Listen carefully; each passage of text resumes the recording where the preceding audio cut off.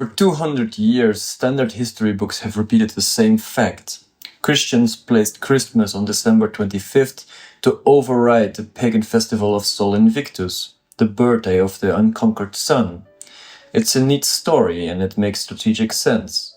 It's become what one historian calls historical folklore. But there's just one massive problem with it. When you actually check the primary sources, the ancient Roman calendars, the church records, the documentary evidence, the timeline doesn't match. The earliest written evidence for a Roman festival of Sol Invictus on December the 25th, 354 AD. The earliest written evidence for Christians celebrating Christmas on December 25th, also 354 AD. Same year, same document, same city. And here's the crux, that ancient pagan festival is actually no older than the Christian one. They appear in the exact same Roman calendar, the Chronography of 354. And recent scholarship is now suggesting the direction of borrowing might be backwards. As historian C.P.E. Nothaft wrote in 2012, it's altogether possible to turn the tables and assume that the supposedly ancient festival of Sol was rediscovered by pagan authorities in response to the appropriation of the winter solstice by Christianity. The pagans may have been copying the Christians, not the other way around. So let's audit the evidence, the document, the dates, and the math that might actually explain why Christmas landed on December 25th. Everything we know on December 25th in ancient Rome comes down to one document, the Chronography of 354. And calling it a calendar doesn't do it justice. This was a luxury illustrated almanac, one of the most expensive books produced in the ancient world. The calligrapher, Furius Dionysius Philocalus, was the most famous artist of his era, who later carved inscriptions for Pope Damasus. The commissioner, a wealthy Christian aristocrat named Valentinus. Now, here's what makes this document so important. It contains both entries for December 25th, the pagan one, and the Christian one, but they're not entirely in the same section. The pagan entry appears in the civil calendar, the official Roman list of state festivals. It reads N Invicti Seam XXX. Translation: Birthday of the Unconquered One. 30 chariot races ordered. The Christian entry appears in a completely separate section called the Depositum Martyrum, the burials of the martyrs. It reads V.I.I. Cal Ian Natus Christus in Bethlehem, Judae. Translation: December 25th, Christ was born in Bethlehem of Judea. And here's why this matters. The pagan entry is in the official state calendar, public holidays, games, imperial celebrations. The Christian entry is in a private list of commemorations for the Roman Church. By 354 AD, Christmas wasn't some massive public festival competing with Sol. It was still an internal church commemoration, filed alongside the burial dates of martyrs. But here's the detail that recent historians have focused on. That pagan entry, it's weird. Out of 63 race days in the entire chronography, 59 of them feature 24 chariot races, the standard Roman number. December 25th is one of the only 4 exceptions. It has 30. And it's the only race in the calendar where the number of races isn't a multiple of 12. Even stranger, it's the only birthday entry in the entire calendar that doesn't name the deity. Every other Natalis says birthday of Mars or birthday of Hercules. This one just says birthday of the Unconquered One.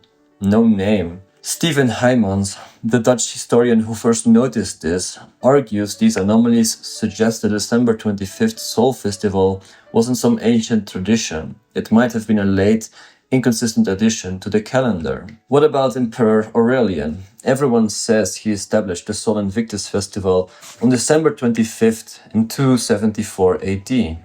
But here's what Aurelian actually did in 274. He built a magnificent temple to Sol in the Campus Martius. He created a new college of priests called the Pontifex Solis, and he established quadrennial games in honor of the sun god.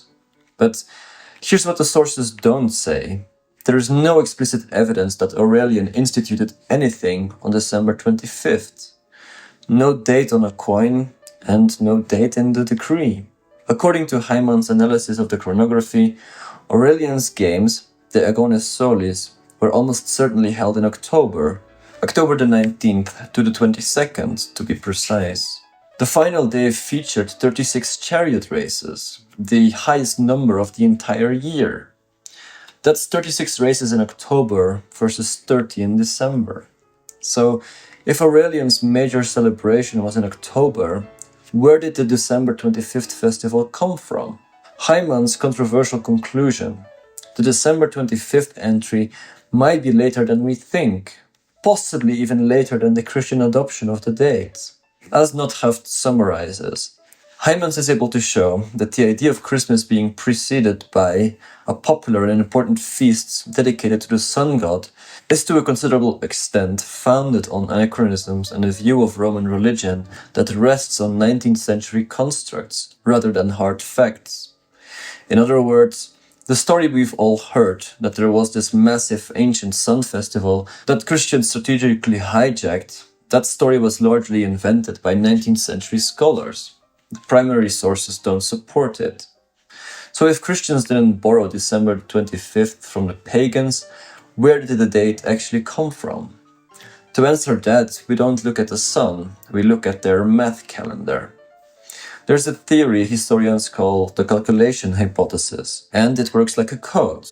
Early Christians reverse engineered the date of Christ's birth using a strange piece of logic. The logic works something like this. Early Christians believed that perfect lives must be whole numbers, no fractions. The Savior must live an exact number of years, dying on the same calendar day he was conceived. They calculated the death of Christ as March 25th, the spring equinox in the Julian calendar. This was also considered the first day of creation. So if Christ died on March 25th, and perfect lives end on the same day they begin, then Christ must have been conceived on March 25th too. Now add 9 months for a perfect human gestation. March 25th plus 9 months equal December 25th. That's not my interpretation. That's what St. Augustine explicitly wrote in De Trinitate. For he is believed to have been conceived on the 25th of March, upon which day also he suffered. But he was born, according to tradition, upon December the 25th.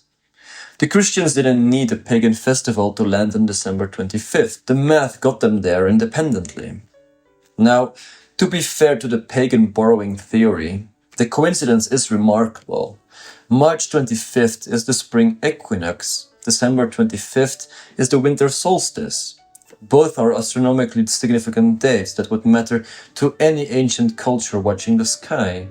So even if Christians calculated the date internally, the symbolic power of the solstice, the return of the light, almost certainly enhanced the resonance of celebrating Christ's birthday on that day.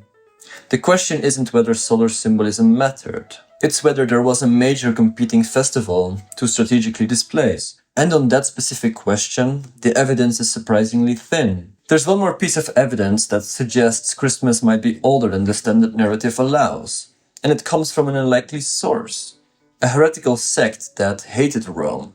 In 311 AD, that's 43 years before our chronography, a rigorist Christian group called the Donatists split from the mainline church in North Africa. And here's why that matters. When groups split from a parent body, they typically carry with them the traditions that existed before the split. A century later, around 410 AD, St. Augustine wrote a sermon attacking the Donatists. The heretical Donatists never wished to celebrate this day, Epiphany, with us. They neither love unity, nor are they in communion with the Eastern Church, where that star appeared. Augustine explicitly attacks the Donatists for skipping Epiphany, January the 6th. But here's what he doesn't say. He doesn't attack them for skipping Christmas. Historians like Thomas Talley argue this silence is significant. Augustine was a meticulous polemist who looked for every opportunity to highlight Donatist divergence. If they had been skipping Christmas, he almost certainly would have mentioned it. The inference? Donatists were probably celebrating Christmas on December 25th, which means the feast must have existed in North Africa before 311 AD, decades before the chronography, and before Constantine had any influence on the church calendar. This matters because the standard narrative says Constantine and his successors established December the 25th as a strategic move to compete with Sol Invictus in the 4th century. But if Christmas already existed in North Africa during the Great Persecution, before Constantine even converted, that narrative falls apart. So let's put all of this together. 243 AD. Christian chronographers are already using March 25th as a fixed point for calculating Christ's life. They get the birthday wrong, March 28th, but the method is established. 274 AD. Aurelian reforms the Sol cult. He builds a temple and creates priests. He establishes games in October. 300 to 311 AD. The Donatist argument suggests Christmas may have already existed in North Africa, early 4th century. An anonymous Christian treatise completes the March 25th plus 9 months calculation, landing on December 25th. 336 AD. The source material for the chronography's martyr list is compiled, the first verified date for Christmas in Rome. 354 AD. The chronography records both traditions. The first time we see December 25th Sol Festival in any official document. Notice the timeline. The earliest verified evidence for the Christian calculation predates the earliest verified evidence for any major Sol Festival on that date. That's why Nothaft suggests that we might need to turn the tables entirely. The December 25th Sol Festival, with its anomalous 30 races and missing deity name, might not be an ancient tradition Christians copied. It might be a pagan reaction to a Christian feast. Now, I want to be careful here. We can't prove the pagans copied Christians. The chronography shows both traditions existing simultaneously in 354 AD, and we can't definitely say which came first. But here's what Steven Hijmans, the Dutch historian, concluded. The December 25th Sol entry looks like a late, politically motivated insertion. The 30 races instead of 24, the missing deity name, the lack of any earlier documentation. His theory: by the mid-4th century, Christianity was growing. Constantine had converted, and pagan authorities, watching the church gain cultural ground, may have rediscovered an old solar tradition and scheduled it on December 25th, specifically to compete. In other words, the ancient Sun Festival wasn't ancient at all. It was a counter-move. We can't prove this definitively, but we can say this. The confident claim that Christians stole December 25th from a popular ancient Sun Festival, that claim has no documentary support before 354 AD. The narrative isn't ancient history. It's 19th century scholarship. What Nothaft calls 19th century constructs rather than hard facts. So, let me bring this back to where we started. Every December you'll hear the same story. Christians were struggling to convert pagans, so they just borrowed the date from a massive sun festival. It's a neat narrative, it sounds strategic, and for 2 centuries historians repeated it as fact. But when you check the primary sources, that evidence doesn't support that story. There's no proof of a major December 25th Sol festival before Christians were using the date. The math that gets Christians to December 25th is internally consistent and doesn't require a pagan festival to copy. And recent scholarship is increasingly skeptic of the entire pagan takeover narrative. The evidence for a solar cult in late antiquity is commonly exaggerated to the point that Roman religion is sometimes portrayed as centering on Sol in an almost monotheistic fashion. The real story isn't a simple tale of cultural theft. It's a fascinating intersection of theological math, Roman record-keeping, and scholarly assumptions that went unquestioned for centuries. So the next time somebody confidentially tells you that Christmas is just rebranded paganism, ask them for the primary source, because the dates don't match.